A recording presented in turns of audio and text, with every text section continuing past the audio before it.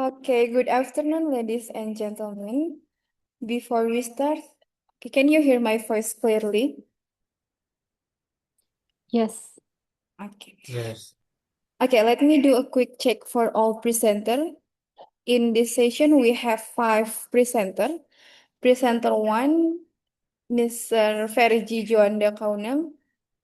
Yes, I'm here. Thank you. Okay, presenter 2, Mr. Muhammad Yoga Isnaini. Yes. Good.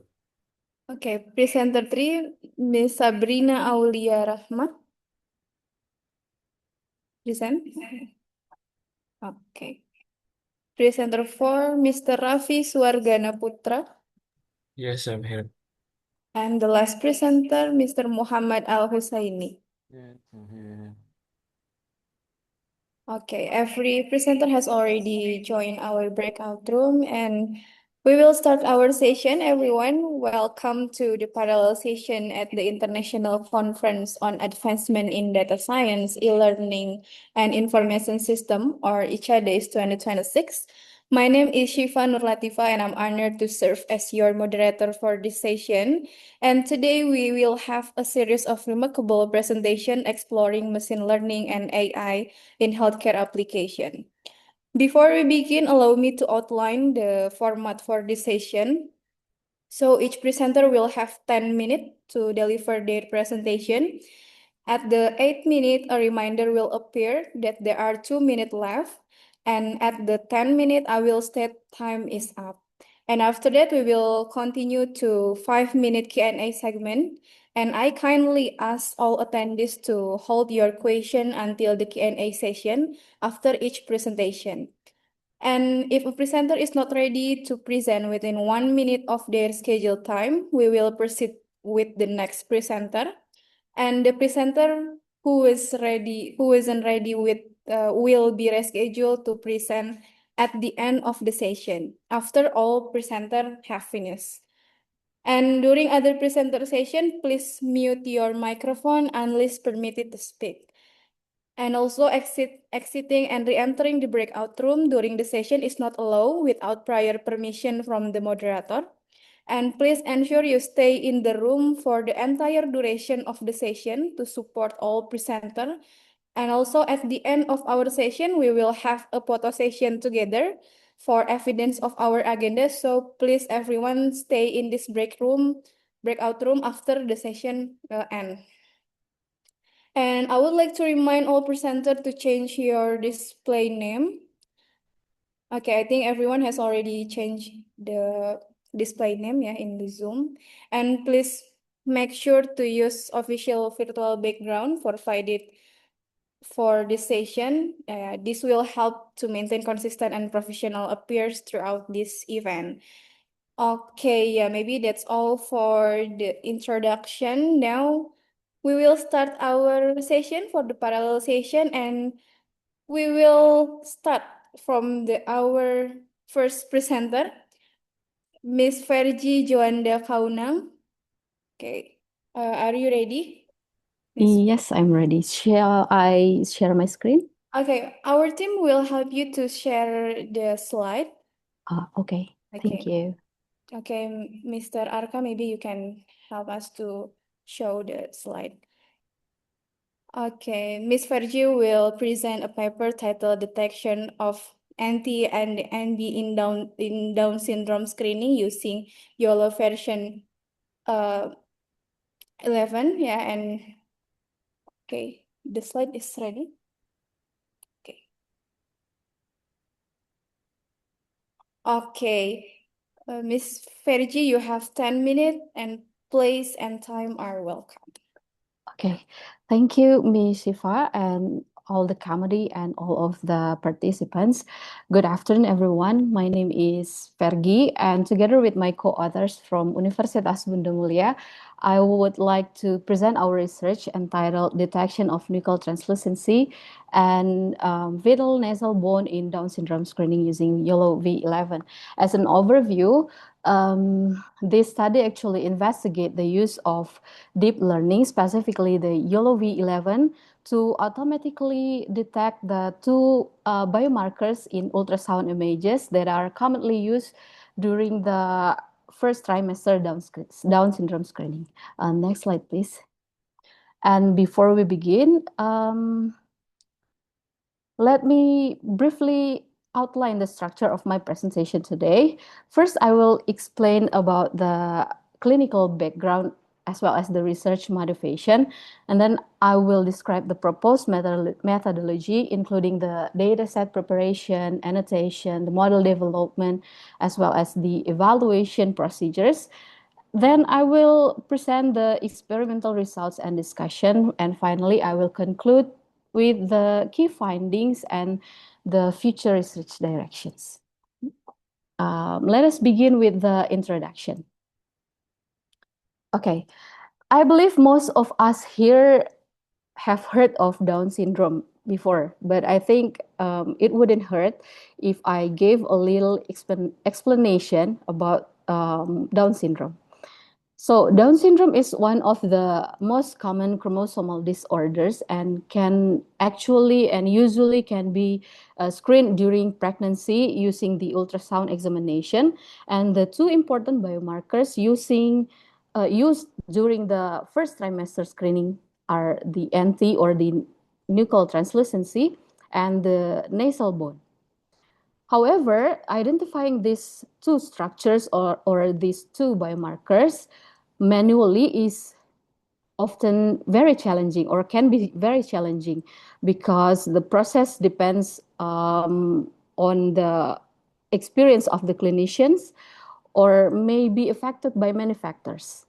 And from the research perspective, many previous studies focus only on anti-measurement or analyze only on a single anatomical structure. Therefore, simultaneous detection of NT and NB using the latest YOLO V11 architecture remains unexplored. And this research aims to address that gap. Next slide, please. All right, now I will explain the proposed methodology. Our methodology consists of four main stages, as you can see in this slide. Firstly, we prepared and annotated the data set. So we collect 1,684 ultrasound images, and then we selected 96 high quality standard sagittal image and created the bounding box annotation of NT and NB using the Label Studio. And then second, the dataset was split into training, into the validation, as well as the blind test sets. And after that, we trained YOLO V11 large model, and then we evaluated multiple optimizers. Third, after we done the model development, we perform the model evaluation or we evaluate the model performance using precision recall MAP at 50 as well as the MAP at 50 to 95. And finally, we compared the YOLO V11 with YOLO V8 and conducted blind testing using 200 unseen images.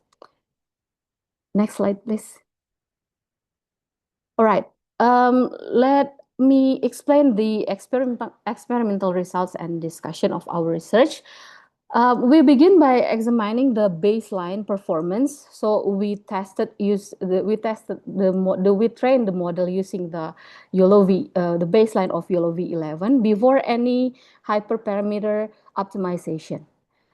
This baseline serves as our starting point, and further, it helps us to evaluate whether the optimization can further improve the model's performance.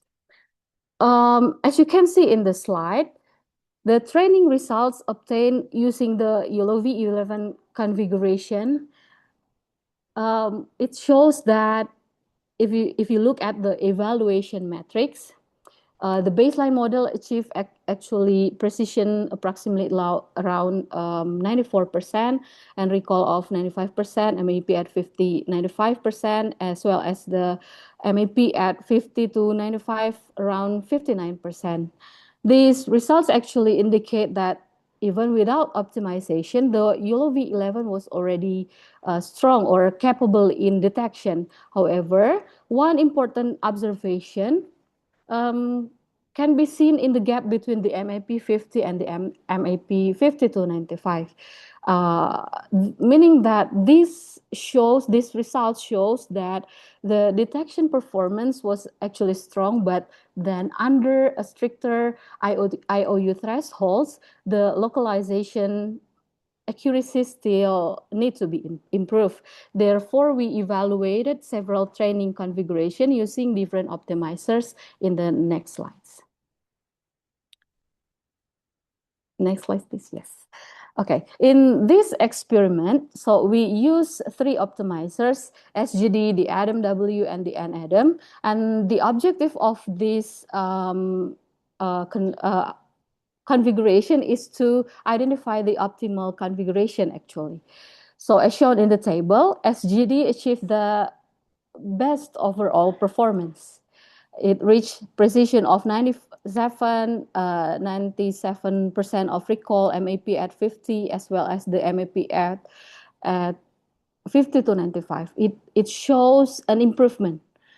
But then compared with the baseline model, we can see across all the evaluation metrics, there is an improvement. However, we still try to conduct some more experiment, but it obtained the best result on this result that I already put in the slide. Therefore, SGD was then selected as the final training configuration. After hyperparameter optimization, we compare two different architecture of the YOLO to justify the use of the YOLO V11. Is it really that good if we compare with another architecture or not? So under identical experimental settings, we compare these two different architecture. While both models achieve the same precision and recall, the YOLO V11 architecture achieve higher localization accuracy. Specifically, the MAP at 50 increased from 95% to 97%, while the MAP at 50 to 95 improved by approximately 8%. And these results indicate that YOLO V11 is, we can say, more effective for detecting the small fetal anatomical structures. Moving on to the qualitative detection results, before we conduct the blind test evaluation, if you can see in the slide, so the image shown on this slide represent the several fetal ultrasound images from our data set. The cyan boxes, if you see in the picture, indicate the NT region, and while the blue boxes indicate the detected NB region. So let us look at the example in the picture. Yeah, thank you. Here the model successfully detects both the NT and the NB with, if you can see, around 90% confidence score.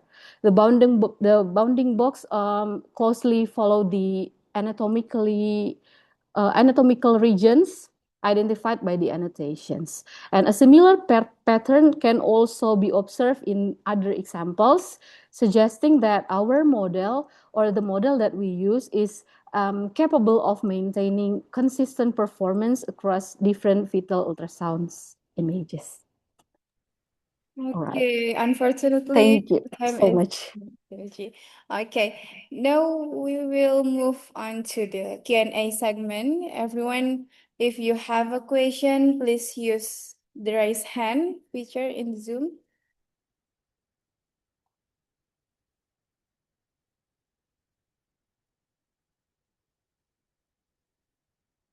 Okay, maybe I will start the question. I think this is very interesting topic, Miss Farji, about your research, because yeah, the Down syndrome itself become nowadays become hot topic or widely discussed among the society. Yeah. And I just curious if we want to deploy this model into a real healthcare environment, what would be the next step required before it can be fully implemented? Thank you, Ms. Shifa, for the question. Actually, if since this is a how to say that if this is a clinical health informatics research, we actually conducted this research by we don't really how to say that we don't really do some consultation or something like that with the expert from the healthcare field. So for the next step, I think we still need to improve the model, the data set first, because I think the data set is not that much to be developed to use the framework to implement the framework in real life. So I think the next step is we need to how to say that to consult with the expert from the clinical health informatic experts. Yes, maybe something like that. And for the model itself, it's also quite good, or maybe there's another improvement about the model. The model itself is actually for detection. We can say it's good from the result because the precision, the recall value is quite high. But then if we are talking about the localization accuracy, the MAP at 50 to 95, it's still 60%, around 60%. So I think we need to improve more on that. Yeah. All right. Well, again, thank you so much, Miss Fergie, for all your answer and your presentation. Yeah, I hope this research can be continue to improve and until it can be implemented in the real world. Yeah. Okay. Yeah, everyone, because we have a time limit, we will move to the other presenter. Yeah, let us now proceed to our next presenter. The next presenter is Mr. Yoga Isnaini from Universitas Telkom. Okay, are you ready, Mr. Yoga? Yes, ini moderator. Okay, Mr. Yoga will present a paper titled Machine Learning-Based Pediatric Nutritional Intervention Recommendation Using Multimodal Anthropometric Sanitation and Social Vulnerability Data. Okay, you will have 10 minutes and the floor is yours. Okay, thank you, moderator. My name is Muhammad Yoga from the Telkom University, and I will present our work title, Machine Learning-Based Pediatric Nutritional Intervention Recommendation using multimodal anthropometric sanitation and social vulnerability. This work joined with Rizkaya Nufarifa and Rahmat Wars. Next.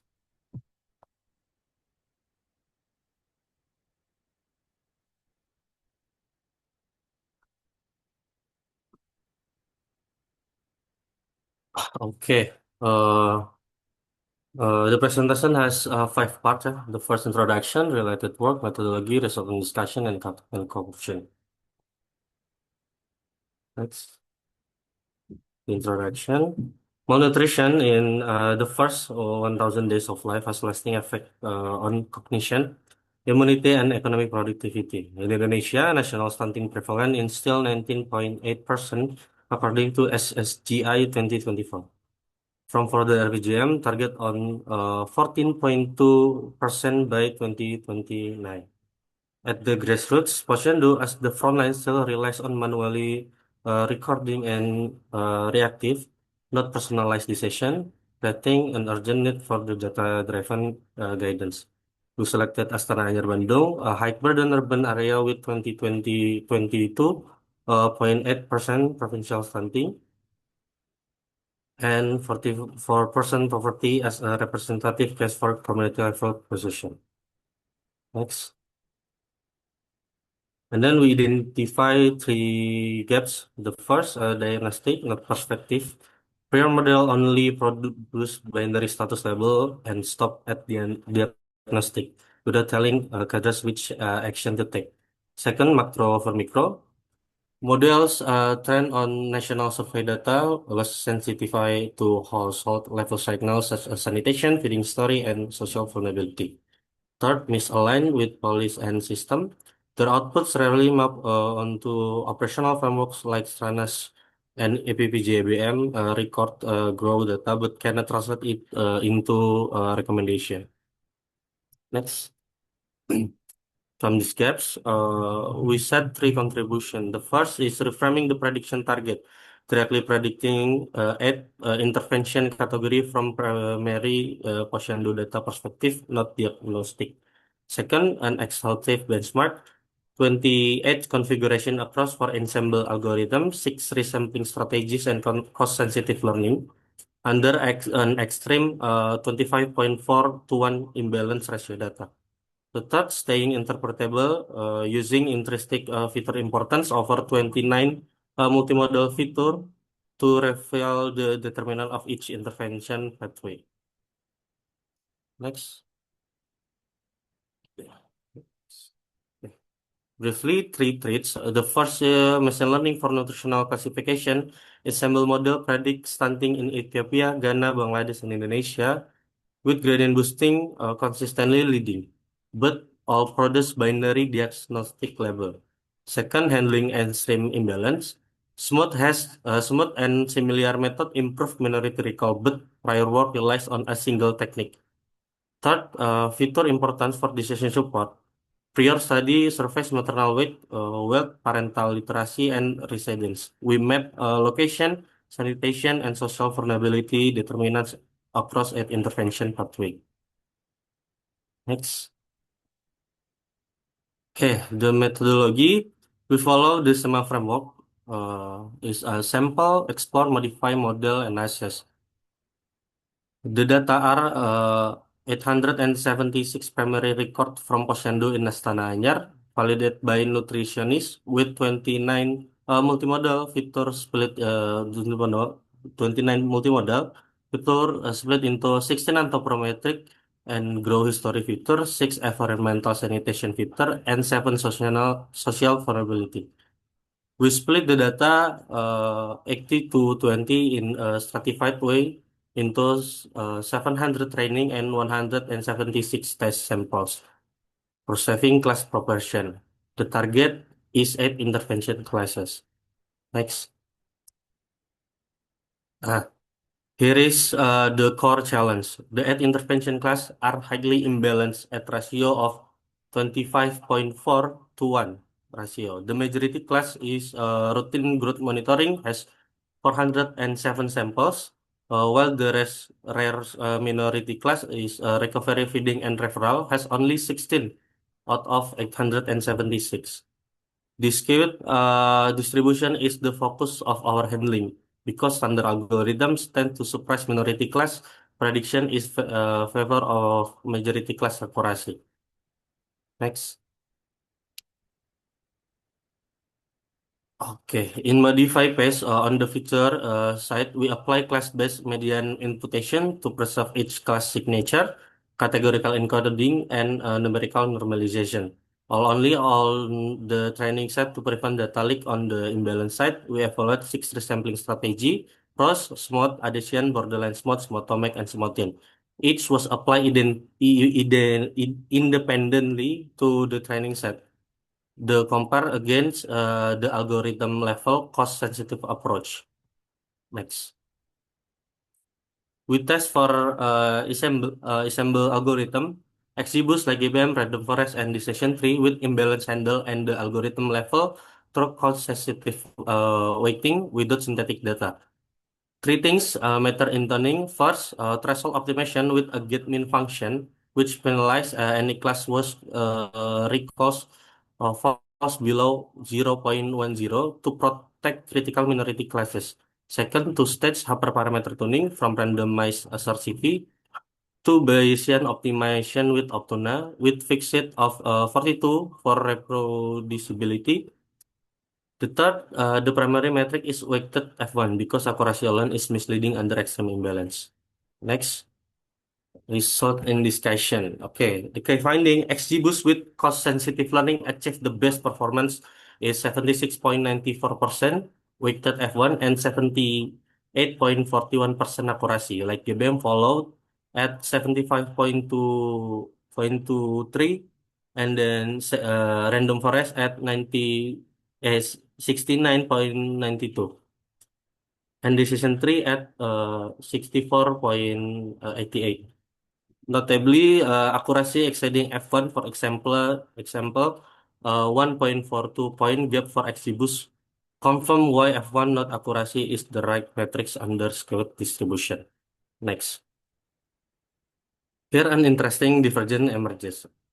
On gradient boosting architecture, resampling actually reduced performance. XGBoost dropped 4.08 points and like ABM 2.59. Conversely, on Bigging methods, resampling help random forest rose for 0.18 point and decision tree 2.25. The explanation boosting can already recover minority class internal through reweighting, while synthetic oversampling adds noise that blurs the boundaries between adjacent classes. This is why consecutive learning, which preserve the original feature space, outperform all resampling configuration. Next.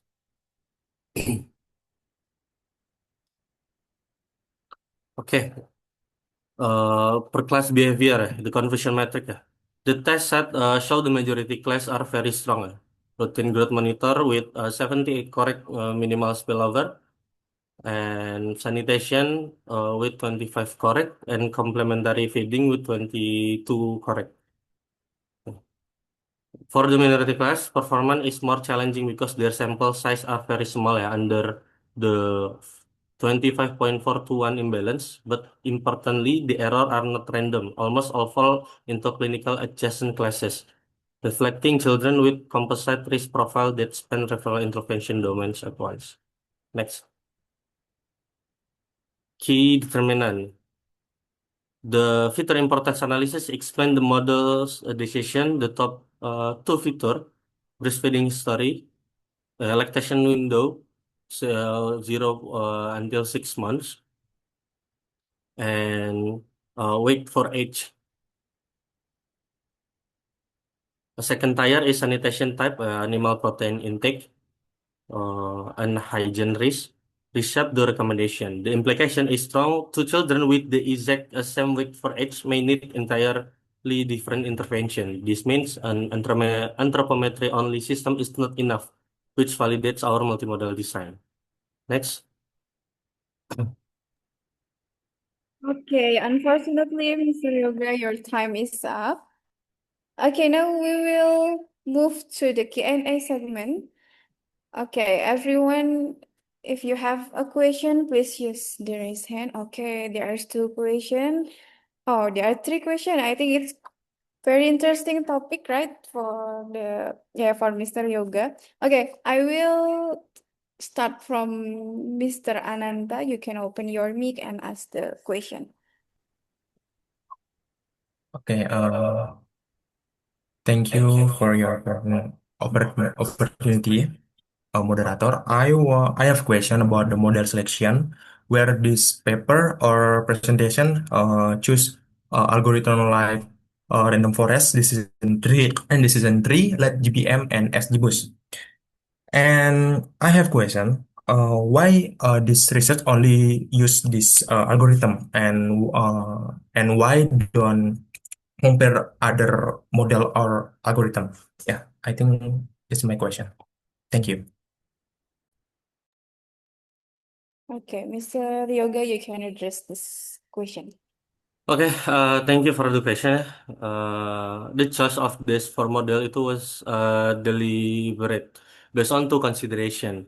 The first is fairness of comparison. All four belong to the same family, namely tree-based method. This matter because had I mixed it in a very different type of model, any performance gap could be attributed to the model type rather than to imbalance handling. I actually want to study for tabular data of a few hundred records with extreme imbalance like ours, three base methods are consistently the strong and the most interpretable. And this is also supported by many prior child nutrition studies. The second consideration is that I arranged the four in a tiered way. Decision tree is the simple baseline, a single tree. Random forest represent to the begging paradigm. Many trees average. Then Exibus and Legibem represent the boosting paradigm. Trees both sequential that correct each other error. With this arrangement, I am not only asking which model wins, but I deeper question, namely whether a boosting or begging architecture is more robust to extreme imbalance.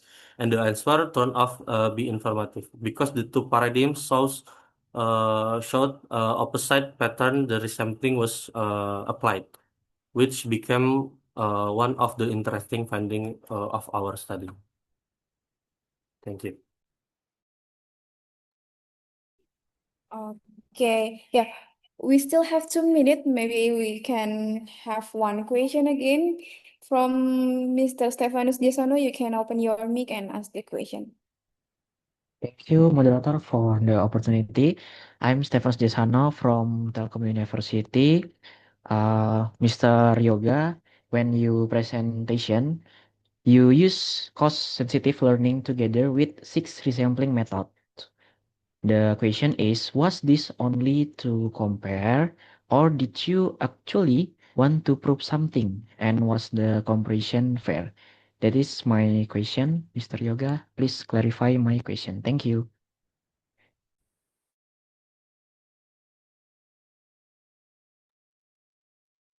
Okay, thank you. The good question. This was not mere comparing. From the outset, we had a hypothesis we want to prove, namely under a very extreme imbalance of 25.4 to 1, which is superior, fixing the problem at the algorithm level through cost-sensitive learning or at the data level through synthetic resampling. These are two different philosophies. Resampling changes the data. It adds artificial minority sample before model is trained. Consensitive doesn't touch the data at all. It leaves the original distribution intact and then penalize minority error more heavily during training. On fairness, we design it as a control comparison. Each resampling strategy was tested on top of the same consensitive baseline. So what we compare was consensitive alone versus consensitive plus resampling, 28 configuration in total. And the result proves something. Cost-sensitive XGBoost reached 76.94% F1 without a single artificial sample, outperforming all 24 resampling configuration. The comparison even surpassed a finding we did not expect, namely that boosting actual worsened with resampling while being improved. That additional finding could only emerge because we deliberate test both, rather than committing to one of the stuff. Thank you. Okay, thank you so much, Mr. Yoga, for your answer, and also for the attendees. Thank you so much for the question. Because we have a time limit, we should move on to our next presenter. For the other attendees, if you have the others or additional question, or maybe you want to have a collaboration with Mr. Yoga, you can approach him after this session. Yeah. Okay, and now let us proceed to our next presenter. Please welcome Ms. Sabrina Aulia Rahma from Universitas Syiah Kuala. Okay, are you ready, Ms. Sabrina? Yes. Okay, Ms. Sabrina will present a paper titled Near Real-Time Detection of Facial Micro-Expression using YOLO CNN LSTM Hybrid Model. You have 10 minutes. The floor is yours. Okay, thank you, moderator. Good afternoon, everybody. My name is Sabrina Aulia Rahma, and my team, Ramzi Andriman, Fitri Arnia, and Kahlil. I need presentation my article, Near Real-Time Detection of Facial Microexpression using YOLO, CNN, LSTM hybrid model. Next. Content list, my introduction is background, research gap, and proposed framework, method, system overview, data set and data source, pre-processing, face detection, spatial feature extraction, experimental configuration, and runtime analysis. Result and discussionnya, quantitative result, internal comparison and discussion, conclusion, and futurization. Next. Introduction. Public service institutions need evaluation methods that are objective, continuous, and data-driven. Traditional tools like surveys and interview capture explicit feedback but miss short-lived emotional reaction during service interaction. Facial expression analysis, especially micro-expression, offer a computational way to observe subtle involuntary cues. Because microexpression unfold in phase onset apex and offset video-based approach and more effective and static image. Control datasets such as CaseMe2 support model development, yet real-world environment pose challenges like occlusion, head moving, like variation, and camera placement, all of which it can reduce recognition accuracy. Next. Research gap, existing students on micro-expression recognition often emphasize classification accuracy within control dataset, but they really address the robust on recognition pipeline in dynamic public service setting. Proposed framework to address this gap, the study proposed a hybrid YOLO, CNN, LSTM framework for near real-time microexpression recognition. YOLO face is used to detect and localize face, CNN extract spatial feature, and LSTM model temporal change across 15 frame sequence. Next. Method. Method of purpose, the system is sequential video processing pipeline designed to recognize facial microexpression in real time. The process begins with video acoustic and frame extraction followed by YOLO face detection, cropping, and normalize. CNN-based feature extraction generate spatial feature while LSTM model temporal dynamic across 15 frame sequence. CaseMe2 service and main datasets supported by SELIP-A, FFHQ, and HSA emotion for feature representation.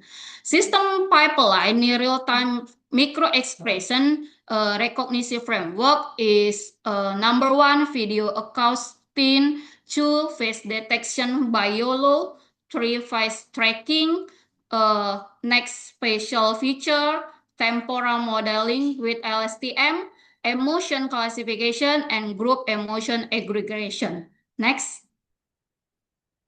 Result and discussion.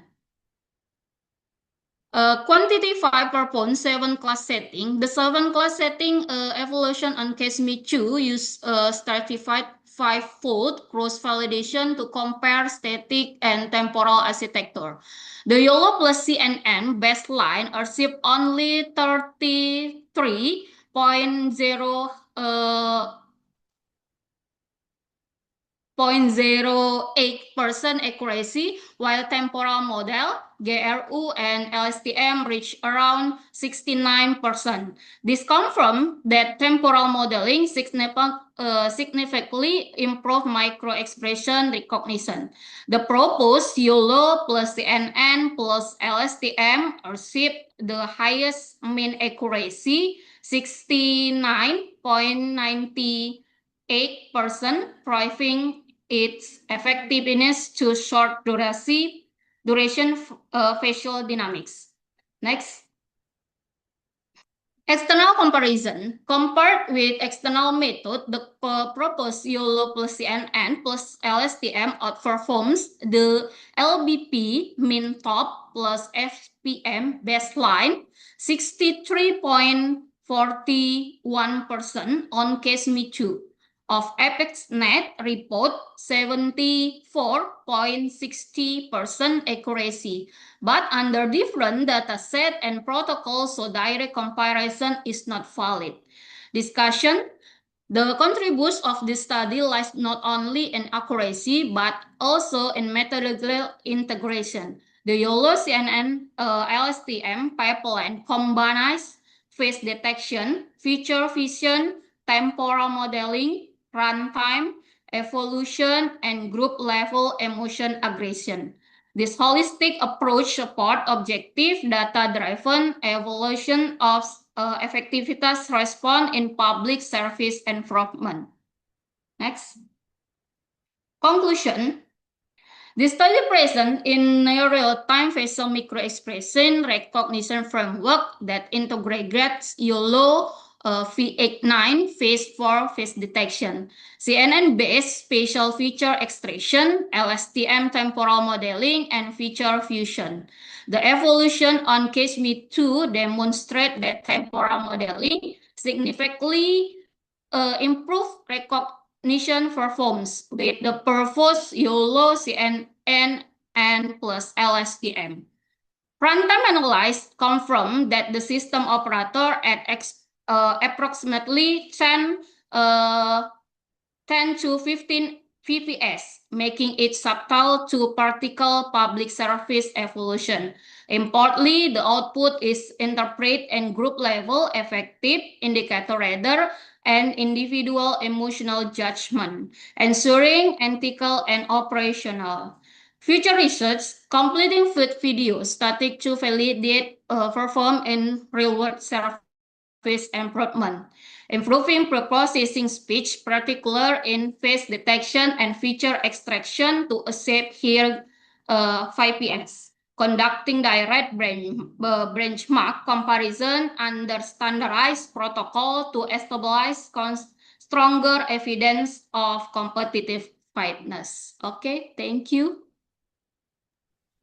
All right, thank you so much, Ms. Sabrina, for your insightful presentation. Now we will open the floor for the question. Is there any question from the other presenter or maybe the attendants?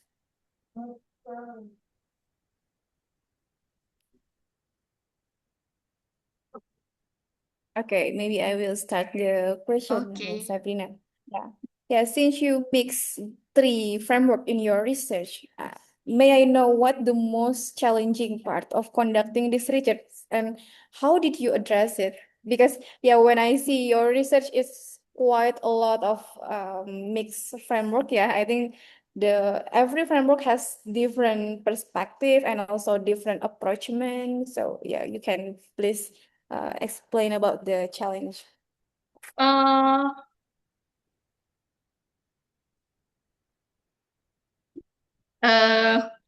the method YOLOs and LSTM because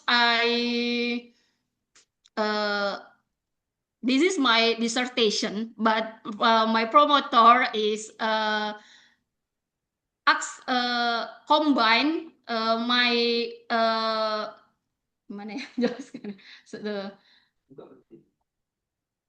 sorry combine this method because the paper yang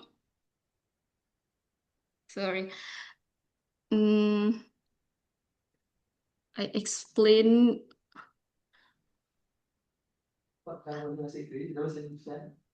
because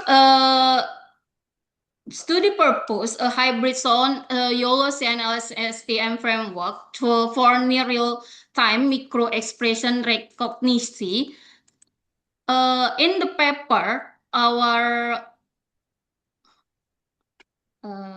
sorry, I explain bahasa Indonesia because It's okay, Miss Sabrina. Okay.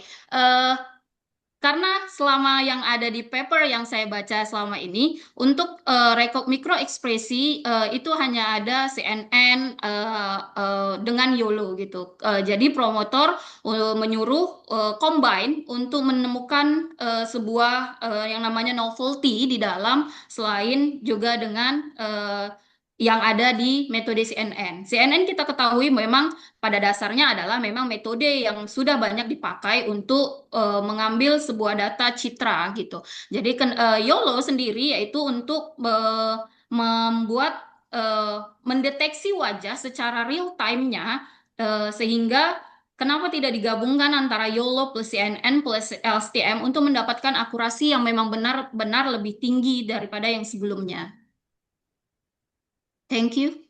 Okay, yeah, okay. I think it's enough. Yeah, thank you so much, Miss Sabrina, for the explanation.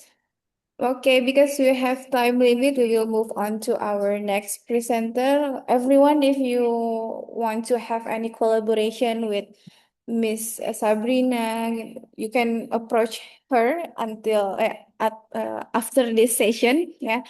And now we will proceed to our next presenter. Please welcome Mr. Raffi Suwardana Putra from Universitas Telkom, who will present a paper titled Integrating Verified Feature and Smooth Link for Early Detection of Diabetes Mellitus Using General Checkup Data. Okay, Mr. Raffi, since we don't accept your presentation file, please you can share your slide by yourself. Okay.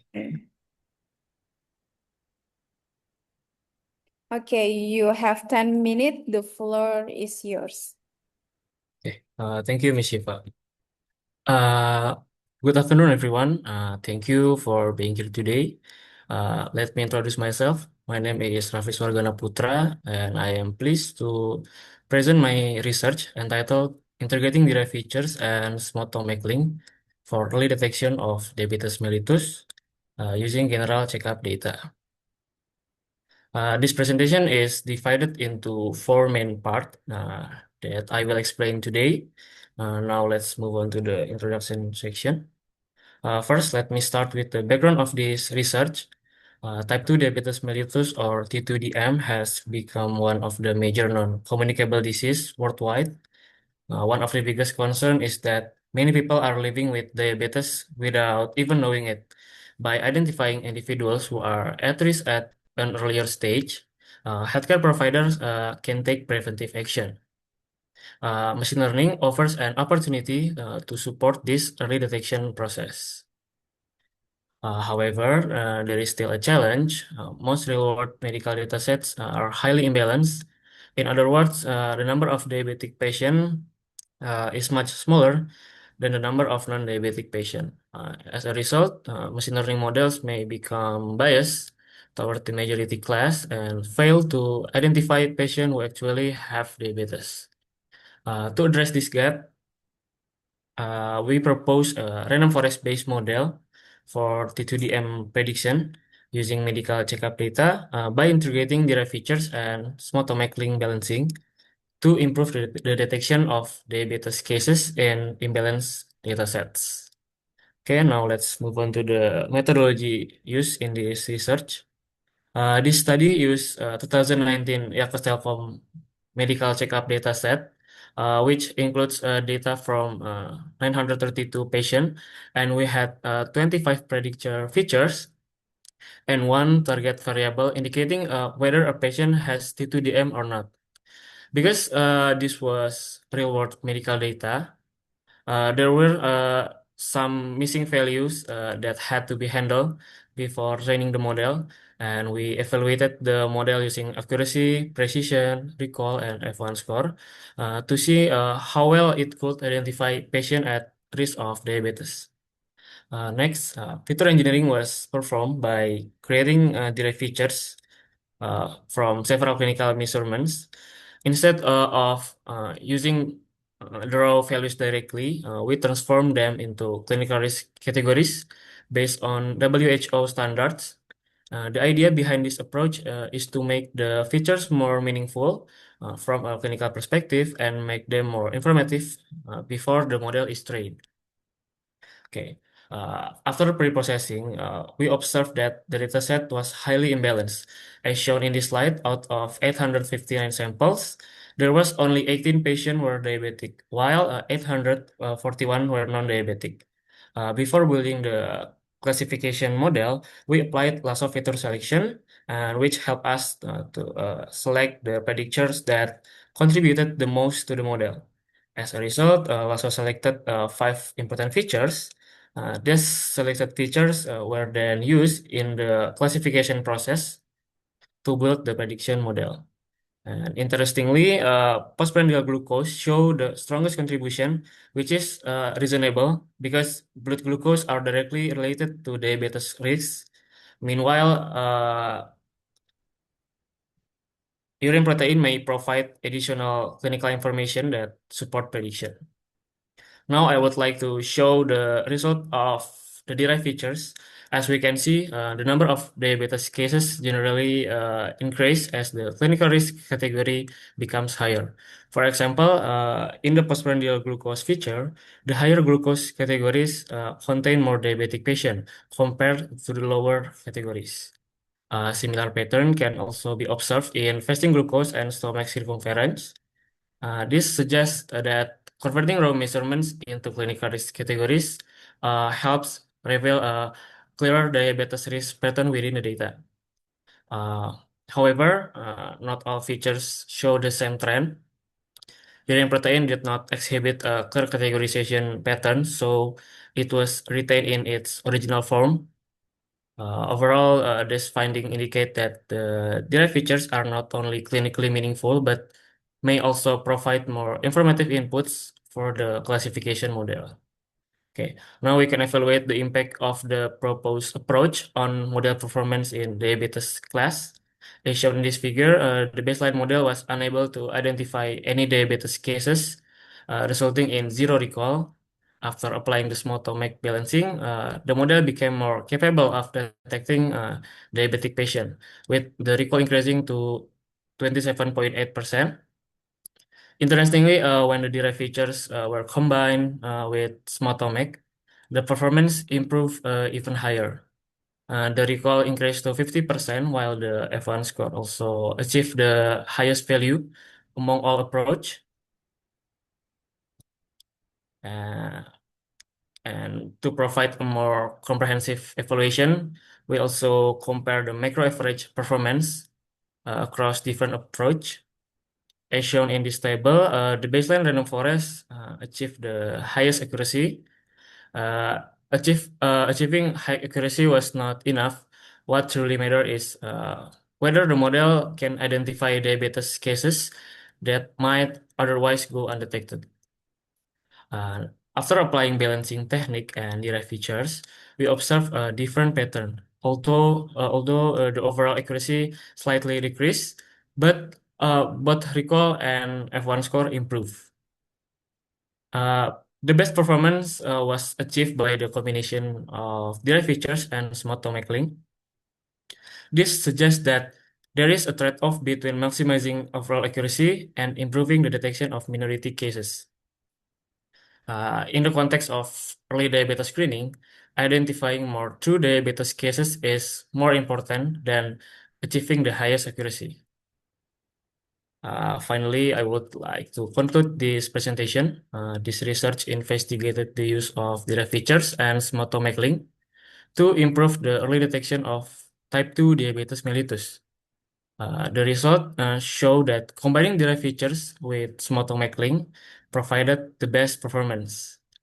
However, this research has several limitations, including the relatively small and highly imbalanced dataset.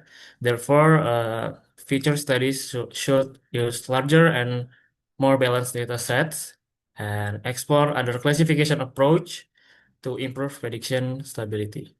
Okay, thank you very much for the attention. I would be happy to answer any question or any feedback. All right, thank you so much, Mr. Rafi, for that insightful presentation. And now we will open the question. Is there any question from the other presenter or the attendees? Okay, we have one question from Miss Fergie. Okay, you can open your mic and ask the question.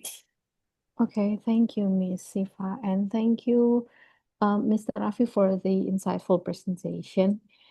I just want to ask one question. I noticed that the data set that you use in your research contains only, if I'm not mistaken, 18 diabetic cases compared to 841 non-diabetic cases. So with these, I can say maybe extreme class imbalance, how did you ensure that the performance improvement was not primarily caused by this by synthetic samples generated by the SMOTOMAC method rather than the actual patterns in the original data? Yeah, thank you. Okay. Thank you for the question. I use small tomecling and small tomecling remove overlapping samples. It can make improve class balance and reduce the noise.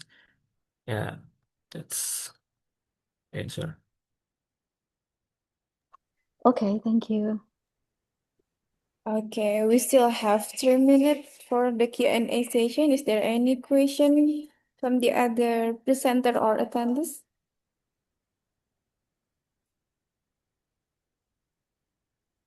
Okay, maybe I have one question for Mr. Rafi. Yes, since you use the data set from the Yakes Telkom, I just curious if you have an access of a larger data set.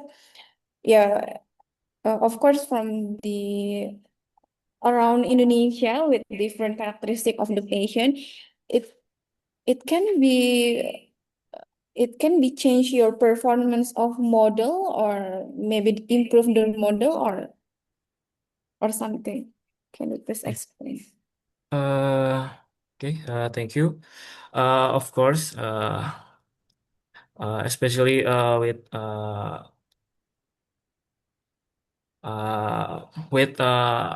more diabetic class, it can make better performance. Okay, do you have any planning or for the next research maybe? Do you have any plan for contribute or collaboration with the other hospitality environment or something? Yes. I will search better data sets and uh, and try a different approach to make the performance better. Okay. Okay, thank you so much, Mr. Rafi, for the presentation and also for the answer. And thank you so much for the presenter for the question. Yeah. Okay, Thank we have you. time limit, and now we will proceed to our next presenter. This is our last presenter. Yeah, so please welcome Mr. Muhammad Al Husaini from Siliwangi University, who will present a paper titled YOLO Pulse and VIT Pulse for Contactless Assistive Pediatric Monitoring Pipeline with Generalization of XAI. Okay, our team will help you to share screen, and you have 10 minutes. The floor is yours. Okay, thanks for your time, for my time. Okay, good afternoon. Assalamualaikum warahmatullahi wabarakatuh. I'm Muhammad Hosseini from the Informatic Department at Siliwangi University and co-author of my team, Vito Hafid, Cukto Henen Lukmana, Agung Ramataja, and Muhammad Siddiq Asyaki. Today, I'm honored to present our collaborative research at ICADIS with title Yellow Post and Fit Post for Contactless Assistive Pediatric Monitoring Pipeline with Generalization XAI. Next, please. Okay, let's begin with the core problem with introduction. It's before the brief, my presentation with introduction, method, result and discussion, and conclusion. With let's begin to introduction. Let's begin with the main problem with introduction with manual constraint. With the core problem, routine pediatric growth follow-up require repeated and accurate stature height measurement. However, in practice, manual measurement consistency is heavily affected by child posture variability, limited cooperation, time constraint, and differences between operator. To solve this, we propose contactless assistive monitoring solution using standard widely available RGB cameras. Instead of relying on complex or ineffective hardware, we leverage voice key point and interpretable geometric feature PUDOML to ensure our model perform well in realistic scenarios. We implement a robust decade shape validation method. Next slide, please. Moving on to our methodology. Our methodology with monitoring pipeline, with compared to state-of-the-art post backbone, a single-state YOLO post model, and a transformer-based speed post model. We used to framework YOLO and speed post model. From the images, we extract COCO format key point. Rather than feeding a raw pixel into a black box region, we convert this key point into human interpretable geometric proxies, such as global vertical span and lower limb segment. For the estimation itself, we use a supervised extractive regression gradually to prevent optimistic biases and identity leakage during training. We evaluate the model using a group key-fault splitting strategy, grouped strictly by child identity in dataset. We also utilize subject-level consolidation to reduce frame-level variance across multiple image capture. Next slide, please. First, we began with our method and monitoring pipeline with commodity RGB capture. In this stage, we use standard and ineffective RGB cameras to collect multiple images with one measurement session. The goal is to reduce intrusive manual measurement procedure while still allowing the system to work in more flexible and unconstrained environment. Second, the captured images are processed through the key point extraction. Here we compare two post estimation backbone, the transformer-based speed post S small and the single state YOLO post architecture. Both models are used to detect 17 body landmarks based on the COCO key point format. This landmark provide the structural information needed to estimate body height. And last, third, we perform explainable regression. Instead of directly using raw images, the detective key points are converted to interpretable geometric features such as vertical body span and limb segment measurement. These features are then used by extractive regressor with generative prediction. To improve transparency with explainable regression, we also apply shape analysis XAI, allowing us to understand which body feature contribute most to the product prediction. Overall, this pipeline is designed to be low cost, contactless, interpretable, and suitable as an assistive tool for pediatric growth monitoring. Next slide, please. Next to result and discussion. We use single backbone performance and dual stage performance. On this slide, we present the performance comparison of different posture backbone and regression model. We evaluate two posture estimation backbone, namely YOLO post and fit post, and explained before, combined with several regression model, including extractive regressor, random forest regressor, and gradient boosting regressor. From the result, we can see the fit post combined with extractive regressor achieve the best single backbone performance. This configuration reduced the lowest MAE of 6.081 centimeter and the lowest RMC of 7.539 centimeter and the highest RT score variance of 0.615 point. Compared the YOLO post, speed post generally provide better height estimation performance. So this indicates that the transformer-based post representative can extract more informative and stable geometric key point, especially for pediatric body measurement in unconstrained image condition. Overall, these results showed that the combination of fit post and iterative regressor is the strongest single model configuration in our experiment. It can capture meaningful geometric cues while maintaining good robustness and reducing the risk of overfitting on the complex feature space. With the result, our work. Next slide, please.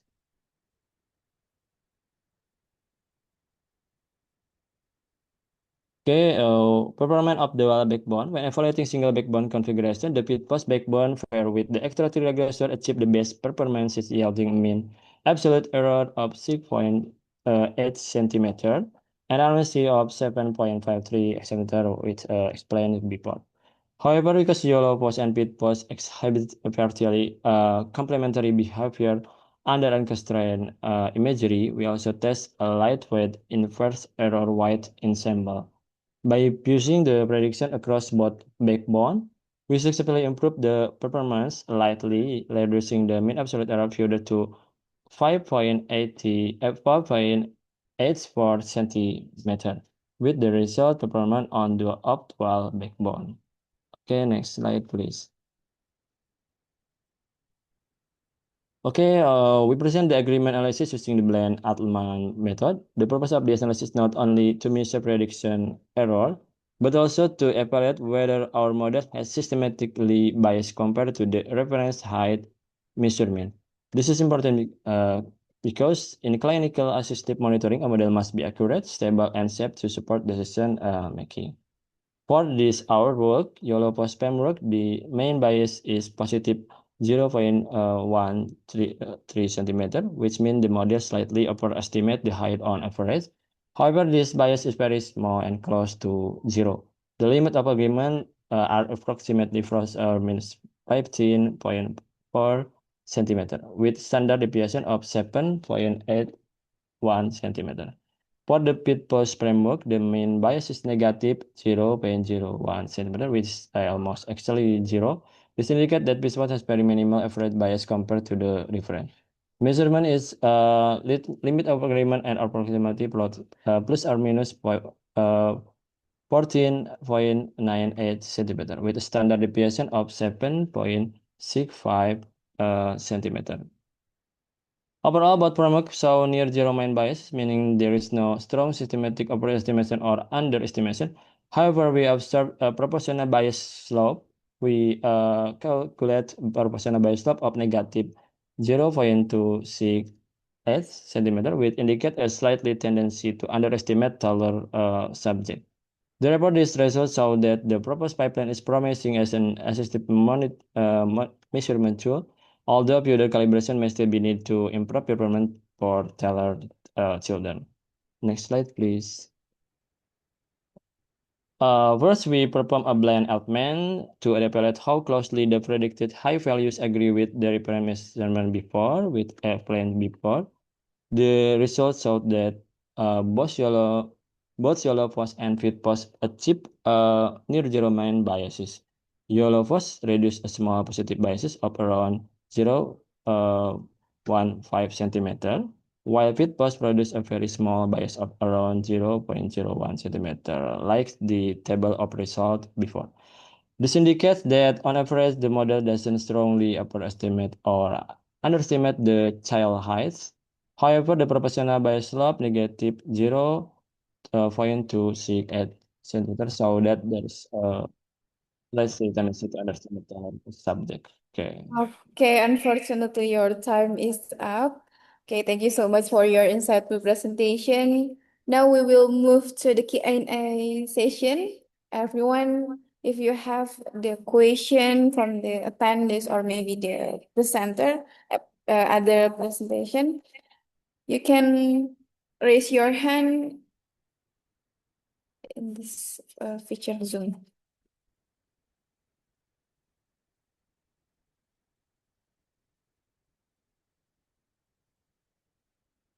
Okay, maybe I will start the question. Yeah. Yes. Since you are use the specific framework in your research, especially your post and the fit post framework, may I know why you choose this framework in your research, and have you compared the other framework inside of your framework? Okay, thanks for question. I choose YOLO and FitPost with nowadays model and framework in high measurement tool with the research before and this research literature review and the other article on Scopus and other many use model framework in deep learning or uh, free train model. Nah, YOLO and FitPost nowadays used to stable and high accuracy, but this I used for dataset, Aran dataset in Turkish dataset for here have the results accuracy medium accuracy. So I want to perform with the better accuracy, but there's some challenges with the dataset. Because the dataset in the Europe or the suitable in the Indonesia is challenges. Nah, so YOLO and FitPost can use for the our model to predict with dataset. Besides that, we use YOLO architecture and FitPost architecture more than nowadays for many research use YOLO and FitPost better than machine learning framework or model. Okay. Yeah, about the dataset itself, you said that before the dataset from the Turkey or maybe Europe. How about the dataset in Indonesia? It can be works on the other region with the same model or not? Uh, I research for the uh, search other dataset with image and imagery, but I couldn't find suitable for this model. So in Indonesia, it's slightly rare for the dataset in the picture, but many dataset in Kaggle, in Coco dataset, many dataset with tabular. Rare for the image. So I use a dataset with image uh, for the training and validated with our architecture, especially with YOLO and FitPost. Okay, yeah, I think enough for the answer. Thank you so much, Mr. Muhammad Al Hussein from Okay. University. And everyone, if you have any additional question or maybe you want to have any research collaboration with Mr. Muhammad Al Hussein or maybe any co-author, you can please approach him after this session. And ladies and gentlemen, everyone has already presented the best presentation for today. And this conclude our parallel session for today. And on behalf of ICADES 2026, I would like to thank you for all presenter for your exceptional contribution and insight, especially for today. And I would like also to extend my gratitude to all participants for your engagement in this session, for all of your question, all of your insightful presentation. I hope this session has been both informative and inspiring. And before we close our session, let us take a photo together. Everyone can open your camera. Okay, our team, Mr. Arka, will help us to capture the screen. Okay, let me count. 1, 2, 3. Okay, maybe one more. 1, 2, 3. Okay, yeah, I think it's all about our session. Thank you so much once again for everyone who has joined our breakout room. And if you want to join the next parallel session, you can join another breakout room after the break session. And once again, thank you so much, everyone, and have a wonderful day. Thank you, everyone. Thank Thank you. you. Thank you.